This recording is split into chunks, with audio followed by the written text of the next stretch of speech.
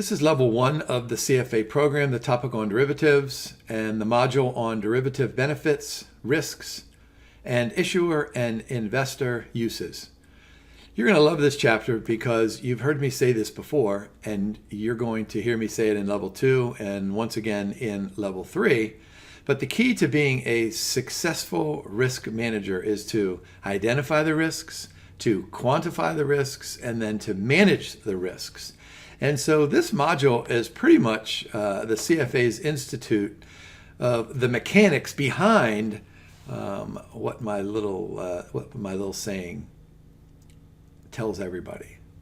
So look at these two beautiful LOSs: describe benefits of risks, and then compare the use of derivatives among issuers and investors. And so these two LOSs are pretty much big picture items, although there are a couple of details in the module that we'll have to look at. So let's go ahead and start with benefits. Go ahead and look at that first block point: allocation, transfer, and management of risks without trading and underlying. So what have we been talking about in these first two modules, and then again in this one, is the simple fact that lots and lots of individuals and institutions that trade derivative contracts have absolutely no interest in ever owning or selling the underlying asset. And so the derivative markets allow us, when I say us, I mean all investors out there, to perform allocation strategies, to transfer risk, and to manage those risks without having to dip into or change our underlying portfolio, whatever that underlying portfolio is. All right, so what does this mean? Allocation, transfer, and management.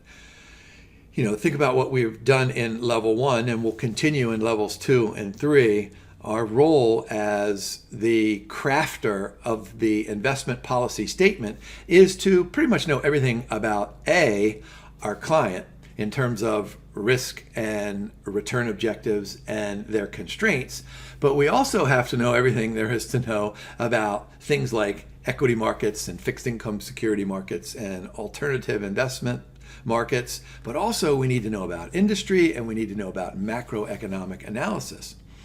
And so as experts in all of these fields, sometimes the best allocation strategy, the best transfer strategy is to bypass the floor of the New York Stock Exchange or any of these other markets and go right into the derivative markets. So notice what we have bolded there: reduces the time between the economic decision and transacting in price risk. So you can use the derivative security markets to layer the underlying portfolio.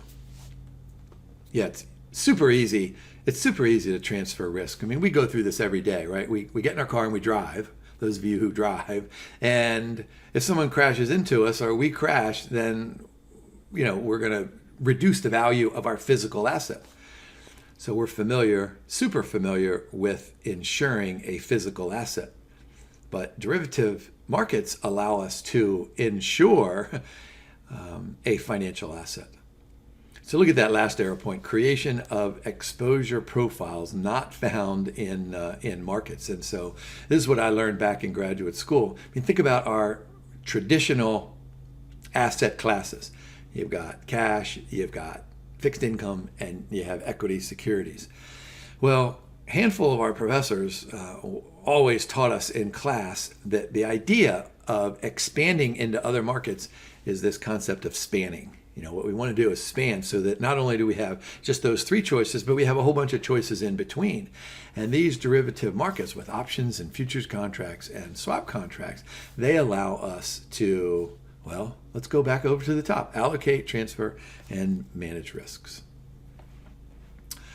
This is the great one from Eugene Fama and those efficient markets hypothesis gurus who taught us all about efficient markets hypothesis starting back in around 1970, is that if you do this extra spanning, like I was just talking about in the previous slide, what's going to happen is that you have all these extra markets and you're going to be able to discover more information. You think about it. If you buy a share of stock today, you can hold on to that thing for the rest of your life. But if you buy a call option on that share of stock, it has an expiration date. So you're going to have a little bit of extra motivation to extract or infer or do some research to find more information about the exact value, not only of that derivative, but in the underlying asset. So there's some examples there. Equity index futures prices. I mean, think about it. If there's a broad equity index, let's just call it Jim's index, and it's trading at, let's just pick a number, say 10,000.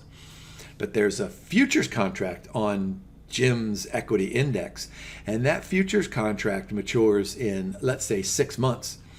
And it's trading at a futures price of, let me just pick an extreme example, 15,000. So what does that mean? That means that buyers and sellers, long and short positions, are agreeing that in 6 months that spot price is going to be somewhere around 15,000. That's a 50% increase in the value of the underlying index. So those of us who are working only on the floor of the New York Stock Exchange, we can look over to Jim's futures market and say, wait a minute, everybody thinks the equity markets are going to increase by 50%. What are we missing?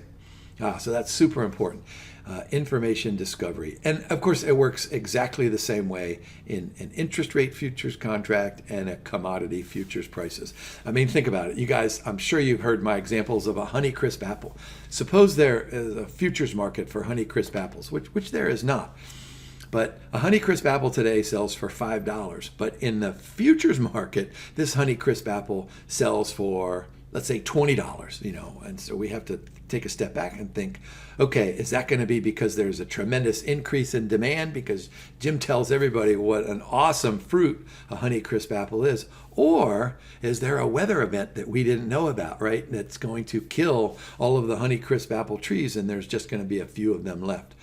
So you see how this information discovery is both at the micro level, right? The Honeycrisp apple economic level, but also in the macro level about how it relates to the economy.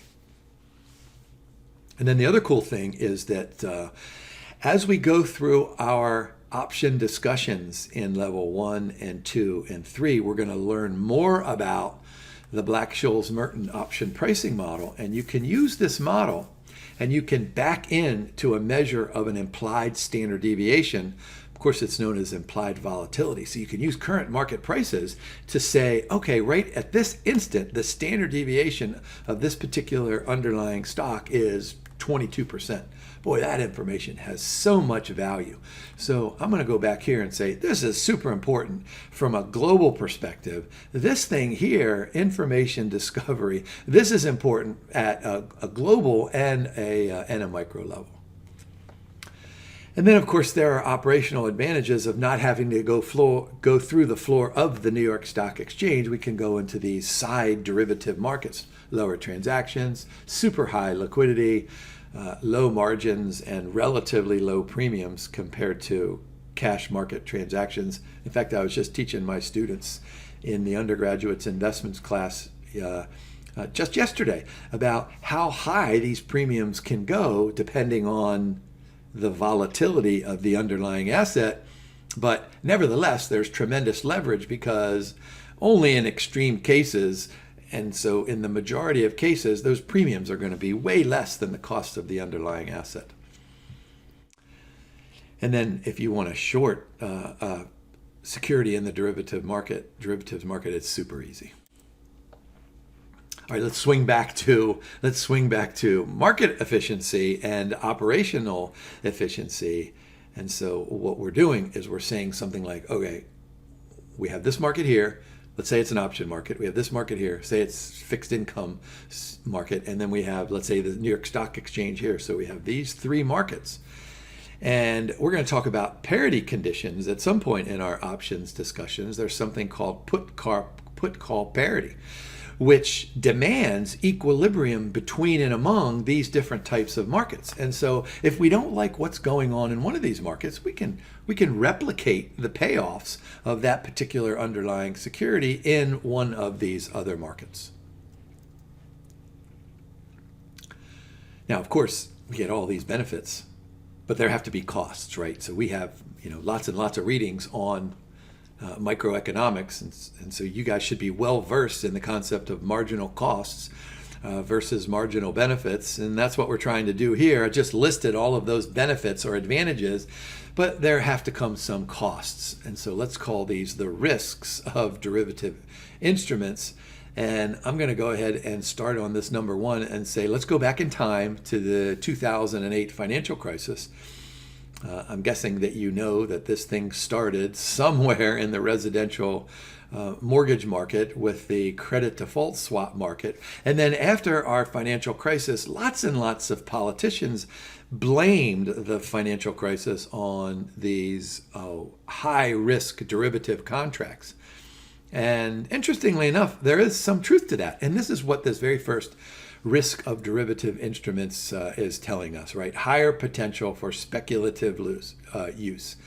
So there's tons and tons of leverage. Sometimes it's implicit, sometimes that the users of these securities don't know about this implicit leverage. Wait a minute, what did I say at the very beginning of this slide deck? We need to be able to identify the risks and quantify the risks before we can manage them. And so the identification and the quantification of those risks, that removes the implicit component of this risk. So it's our job, it's your job and my job when we examine a derivative security to be able to know exactly what those explicit risks are.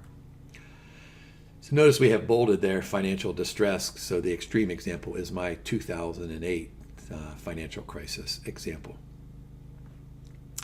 Now let me go ahead and give you another example. I won't tell you the name of the company, but I bet you could easily find it. I think it was back in 1994. There was a very well-known company that makes products like soap and shampoo that wanted to hedge around $40 million worth of an interest payment. And they used a very, very complex derivative that I've done some casework on, and I show it to my students. And it was really, really a strange looking derivative security. But anyway, this firm could only lose if the interest rate on the maturity fell within this narrow range, and the German mark, now this was 1994, so this was way before the euro, the German mark had to fall within this range compared to the US dollar. And sure enough, guess what happened? Both of those things happened simultaneously, and this company lost $400 million trying to hedge $40 million. So what does that tell us right here? Look at that block comment. Investing in derivatives contributes to portfolio complexity, not comprehended. Oh my gosh. Notice they give an example of structured notes. So what I want you to do when you're done watching this video, I want you to go to the end of this module. There's a short vignette, and it's surrounded on an example of a structured note. So second one, lack of transparency. Let's go back to my Honeycrisp apple example. What did I say? Spot price of a Honeycrisp apple is 5, and I came up with some crazy number, 20. Let's forget about that 20. Let's suppose that the futures price of the Honeycrisp apple is 7. Well, the difference between the futures price and the spot price is known as something called the basis of the futures contract. So in this case, the basis would be 2, right? 2 apples, 7 minus 5 is 2 apples. I tell my students this all the time, and they just shake their heads and they say, you know what, Jim, it's not funny. I say, look, everything you need to know about derivatives you learned in kindergarten, right? 7 minus 5, 7 apples minus 5 apples is 2 apples, right? All right, so what happens? In the commodity markets, usually the futures price is above the spot price because of things like storage. But over time, those two prices converge, and they're going to converge on the maturity date of the contract, because on the maturity instant of the contract, the futures market and the spot market are the identical markets. So those two prices have to be the same. But there is a basis risk for those users of derivative contracts who are trying to hedge. If in fact that maturity date of the contract does not exactly match the investment horizon of whatever instrument is trying to be hedged, this is called basis risk. So look at the block point there. When a derivative instrument references a price or index that is similar but does not precisely match the underlying exposure in terms of the timing of the contract, which is what I just described, but also with the quality of the underlying asset. I mean, let's take a simple example here. If I have a share of Amazon stock and I have a futures contract on Amazon stock, well, those two assets perfectly match. So the basis risk of the futures and the underlying asset, that will be relatively low. In fact, if the investment horizon and the maturity date of the contract are the same thing, you can come up with what's known as a perfect hedge. You can completely eliminate price risk. But if the futures contract doesn't exactly match, what do we have written in there? Doesn't precisely match the underlying asset, then you'll have basis risk.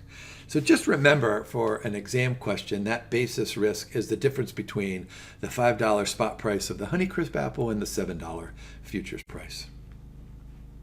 A couple other risks that you probably wouldn't be surprised here. Liquidity risk. Remember, we had this conversation about futures contracts, that they're characterized by daily settlement, and there are margin requirements, there are initial margins and maintenance margins and variation margins.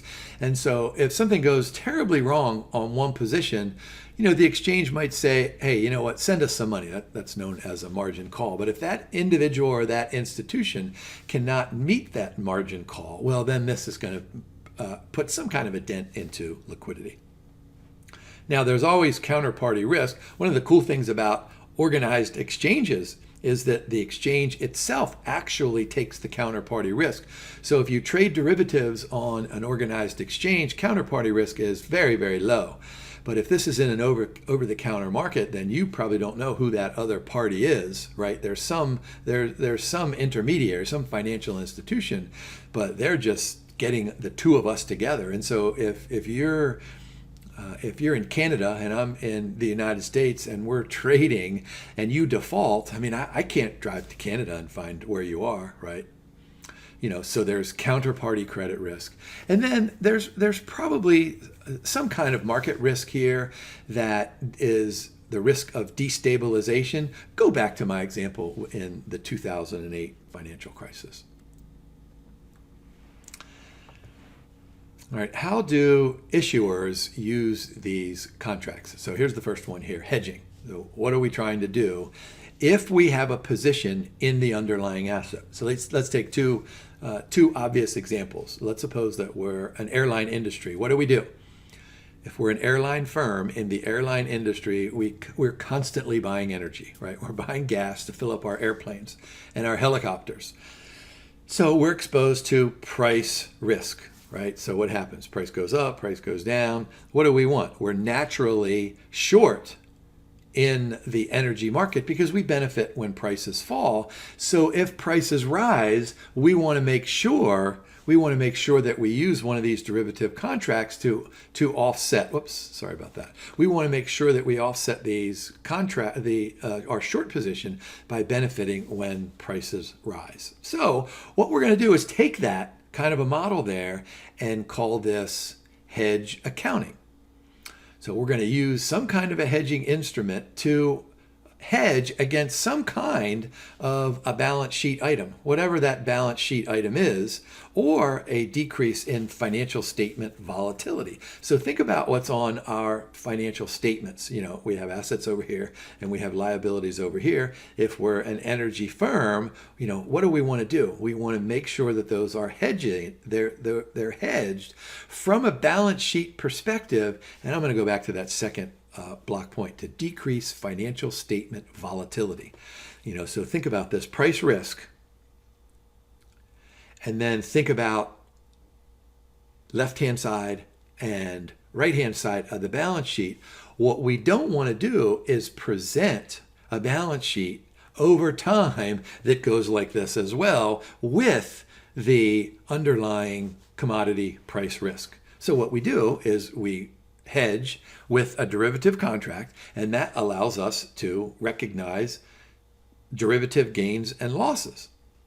Now, we have a handful of readings on where those gains and losses on derivatives are going to go, but we're probably going to put them in other comprehensive income. Now, the other ways that we can hedge are through something called a cash flow hedge. And these are simple examples, but they can be complexified as we move through level 2 and level 3. Let's just suppose that on the right-hand side of our balance sheet, we have a floating rate note. So we're paying our note holders a floating rate. We're worried that interest rates are going to increase, right? So if our economists come to us and say, hey, you know what? We think interest rates are going to spike because of lots and lots of inflation. Well, we don't want to be on the paying end of higher interest payments. So what we can do is we can just swap that floating rate payment for a fixed rate payment so that when the rates go up, we've locked in. Does that make sense? Fair value hedge commodity futures contracts to hedge inventory. So what do we have if we're a company like, let's just pick an airline out there. We got tons and tons of barrels of oil on the left-hand side of our balance sheet. Well, what we can do is we can use a futures contract to hedge that fair value. We can also do net investment hedges, which are, they could be almost anything here, but these are probably the majority of these things are going to show up in global transactions because we have lots of stuff going on over there in one currency and lots of stuff going on in our domestic currency. And so we can use currency forward contracts or futures contracts or maybe even a currency swap contract. We'll have great conversations on swaps some other day. Now, what can investors do to use derivatives? Replicate not only just a cash market strategy, but you can replicate almost any kind of a strategy.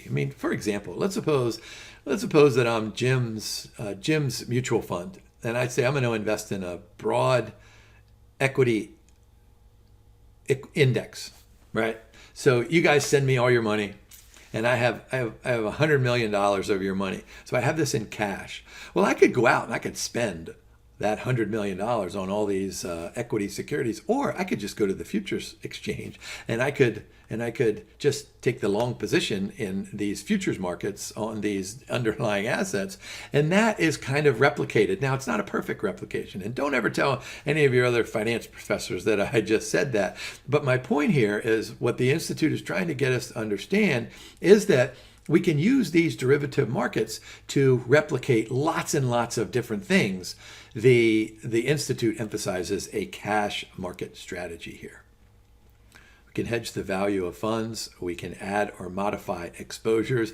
What was I saying earlier? If we have this apple for $5 and the futures market price is $7, well, if we're a grocery store, we're buying those Honeycrisp apples. If we're the farmer, we're selling those Honeycrisp apples. Well, what we can do is we can come up with maybe a perfect hedge if there were a Honeycrisp apple futures market, which there is not, but if there were, we could hedge. But let's suppose that I am the farmer, and I can sell these apples for $7 at some time in the future. And I have some inside information about the price of Honeycrisp apples. Let's suppose I know that we've been infestated by a special kind of a worm, and it's going to destroy 20% of the crop. So what am I going to do? Well, I'm going to go out there and I'm going to overexpose myself. I'm going to take my Honeycrisp apples and I'm going to try to sell them at a higher price in the futures market. And you can do that whether prices are rising or falling. Now, the module does go through an example of a covered call and an example of a foreign exchange rate hedge. And that takes us through this module. So go ahead and look at that structured note example at the end of this module for relatively straightforward questions on these two LOSs. So, hey, thanks for watching and good luck studying.